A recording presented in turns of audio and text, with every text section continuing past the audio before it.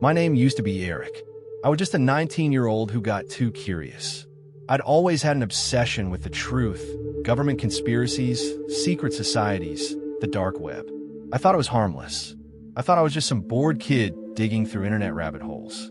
But when I started investigating the elite, things changed.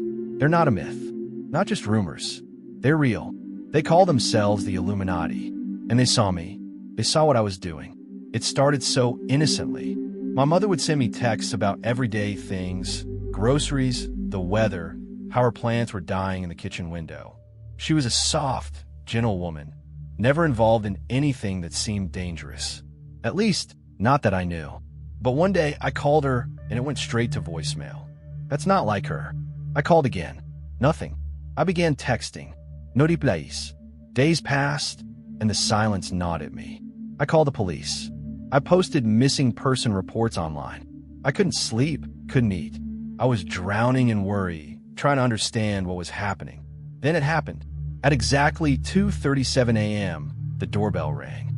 No car, no footsteps, no shadows under the door. Just a sudden, eerie silence like the world held its breath. I opened the door. It was a small, black box, sleek in velvet, sitting perfectly on the doorstep. There was no return address, only my name, etched into the surface like a scar. I opened it. Inside was her head, her face frozen in a final scream. Her mouth half open, eyes wide, filled with terror. Her blood-streaked hair matted against the skin, the faintest remnants of life still clinging to her. Her body had been stripped from the neck down, and the severed skin and tendons around her face twitched and spasmed. A VHS tape lay on top of her. Who even uses VHS anymore? I watched it. I had no choice. The tape showed her. She was alive when they began. When they made the incision, her eyes welled up with tears, her lips shaking, her body trembling. But there was nothing she could do. They began cutting, slowly, deliberately, removing her limbs, severing her spine. The camera zoomed in on her face as she gasped for air, her screams echoing through the silence of the room.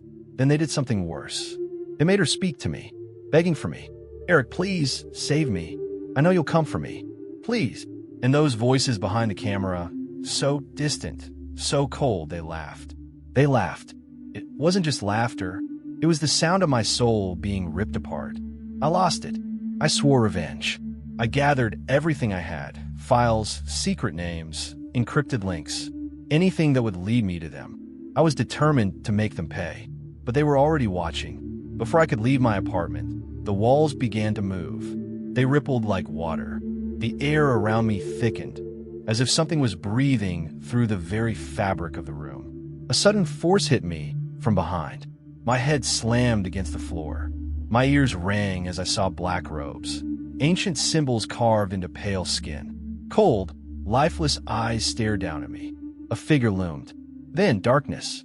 I woke up in the dungeon. The name doesn't do it justice. The dungeon is an understatement.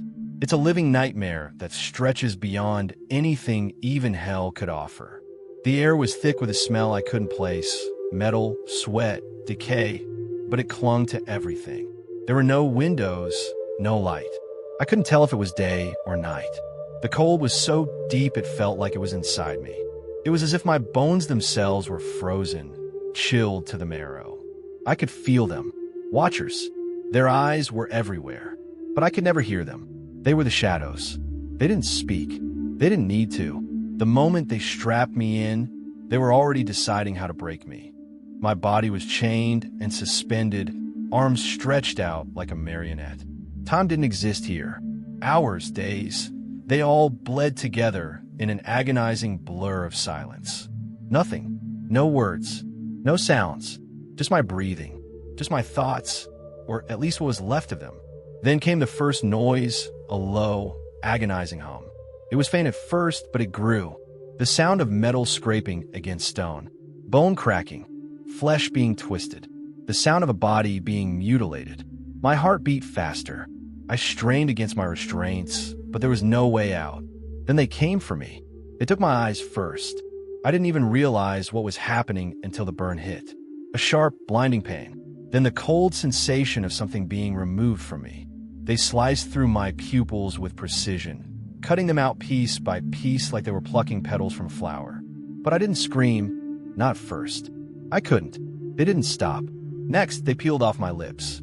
Surgical razors cut into the skin with methodical slowness, flaying the tender flesh like a butcher carving meat.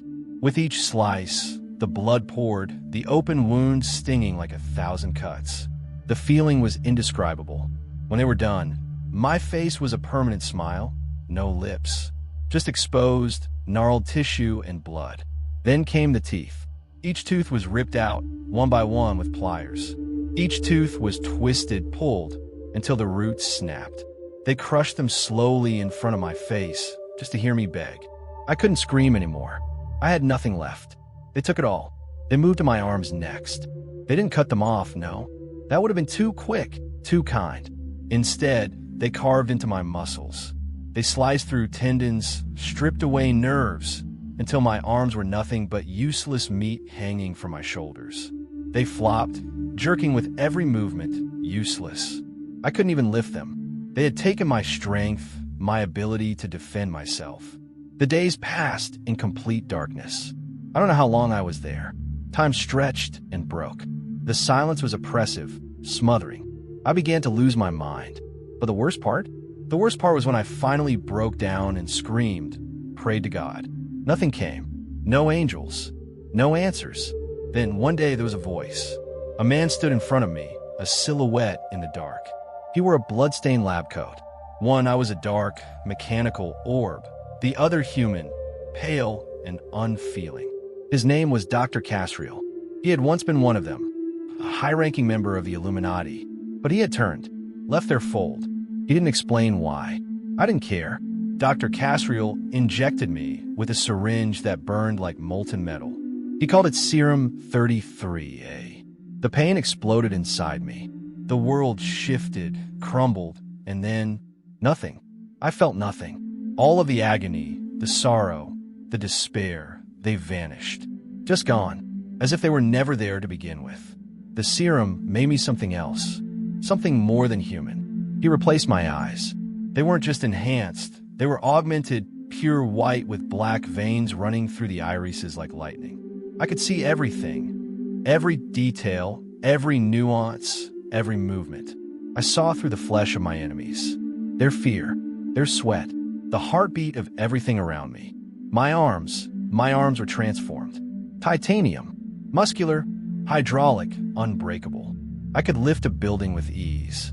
Every muscle, every joint now powered by mechanisms stronger than human limits. My fingers, each one capable of snapping bones in half like brittle twigs. Then he gave me teeth, golden teeth, polished and perfect. They gleamed in the dark, shining like the stars on a dark night. When I grinned, the light reflected off of them like the blade of a guillotine. It was the last thing my enemies would ever see. When he asked me my name, I didn't hesitate. I called myself Aiken. It felt right. I looked him in the eye. I had no emotions, no rage, no sorrow. Just cold, pure understanding. You know I'm going to kill you, right? I asked. He smiled, knowingly. Yes. His purpose was to create me, to make me a weapon, to release me onto the world. I crushed his throat like a twig, then tore his head from his body. I kept it, as a trophy. Now I walk the world again, but I don't belong in it. I am a monster, something beyond human. I am a reflection of every ounce of suffering they inflicted on me. I am the embodiment of their darkest, most twisted creations. They thought they could control me. They didn't kill me. They made something worse than death. I am the echo of every scream they silenced, the wrath of every soul they tortured. They wanted a secret. They made a storm. The world doesn't know it yet, but it's already ending. I don't kill for justice. I don't kill for revenge. I kill because it's all I know now. They took my lips, but my grin never leaves. And the last thing they'll see before they die is the shine of gold between my teeth. Project Aiken has been activated.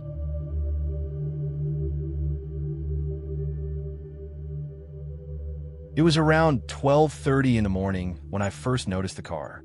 I wasn't asleep yet. I was home alone for the weekend. My parents were visiting my aunt in Connecticut, and I stayed behind to study and have the house to myself. We live in a quiet, tucked-away suburban neighborhood. Nothing ever really happens on our street. It's lined with identical two-story homes, porch lights glowing yellow, trees casting shadows on neatly trimmed lawns. At that hour, the whole block should have been silent. My neighbors on both sides were also out of town. The family to the right had left earlier in the afternoon for a camping trip in Pennsylvania. The couple on the left were away visiting their daughter in Chicago.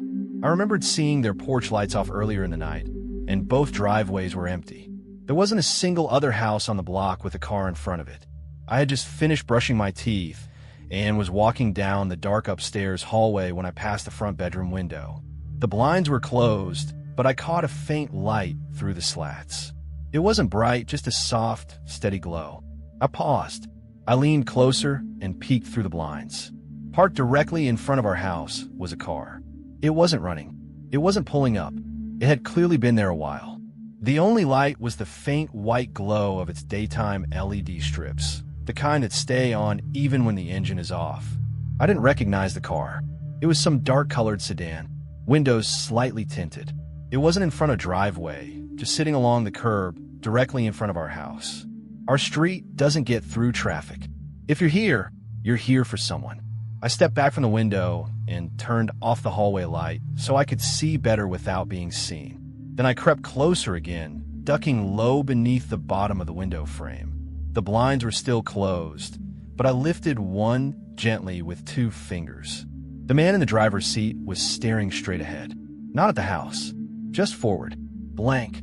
I couldn't see his face clearly, not in detail, but I could make out the outline of his head.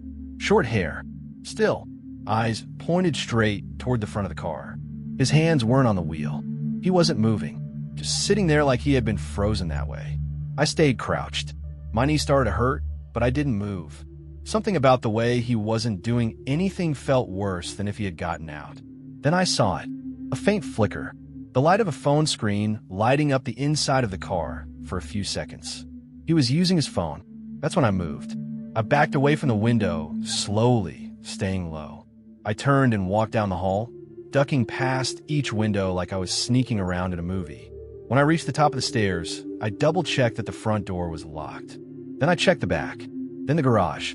Every door, every window, locked, curtains drawn, blinds shut. I made sure of it. I stood in the kitchen, heart beating fast, listening for anything. Footsteps, movement, an engine starting. Nothing. At 12:48, my phone buzzed in my pocket. It was a call. No caller ID. I let it ring once. Twice. I didn't answer. It stopped on its own after the 3rd ring. No boy femade. I walked quietly back up to the front bedroom and crawled onto the carpet. I stayed low, crawled to the window again, and peeked through the blinds. He was still there, but this time he was looking up, at the house. His face was partially lit by the glow of his phone screen again. It wasn't aimed at him. It was tilted downward in his lap, but the light gave enough away. He was staring up, not at the window directly, but toward the 2nd floor. My floor. I dropped the blind. I lay flat on the carpet, the kind of flat where you can feel your heart in your chest. A minute later, my phone rang again. No caller ID. I didn't answer. I stayed there on the floor, watching the screen. No message. Nothing. At 1:04, I got another call. This time, I answered. There was no voice, but I could hear something. Not breathing, not static. It was the sound of someone walking. Footsteps on what sounded like gravel or crushed leaves. The steps would stop, then start again, one at a time, measured. I didn't say anything. The line went quiet. Then a single noise came through. A soft clicking sound, like someone pressing a button on a car key fob. Then the line went dead. I stayed on the floor for a while after that. I didn't even realize I was holding my breath until I had to let it out. I crawled over to my desk and opened a drawer slowly and quietly. Grabbed the flashlight I kept from summer storms. Then my extra phone charger. Then my laptop. I started texting my parents, even though I knew they were probably asleep. I told them there was someone parked in front of the house. That was fine, that the doors were locked. Then the landline rang. We still have one in the kitchen. Old school cordless. It hardly ever rings. It rang loud, piercing, echoing through the whole house. I jumped to my feet. My phone was still in my hand, and it lit up at the same time. No caller ID. Both phones were ringing. I didn't answer the cell. I walked slowly down the stairs, heart pounding in my ears, to the kitchen phone. I picked it up on the fourth ring. No sound. Just walking again. Slower this time. Closer. Then silence. Then one long inhale, like someone getting ready to speak. Then the line clicked and went dead. I stood there in the kitchen, light off, on the edge of a full panic attack. Then I walked to the front of the house and peeked through the side of the curtain. The car was still there, but the man wasn't looking forward anymore. He was leaning slightly to the side, like he was trying to see around something, like he was trying to find me. The phone light flickered again in his hands. I backed away, grabbed my cell, and dialed 911. My voice cracked when I gave them my address. I told them there was a man in a car parked in front of my house. He hadn't gotten out. He hadn't done anything, but he had been there for over an hour. He was calling me, calling the landline. I didn't know how he had that number. The dispatcher asked if I could see him now. I moved back to the window, looked through the blinds. The car was still there, but the driver's side door was open, and the seat was empty.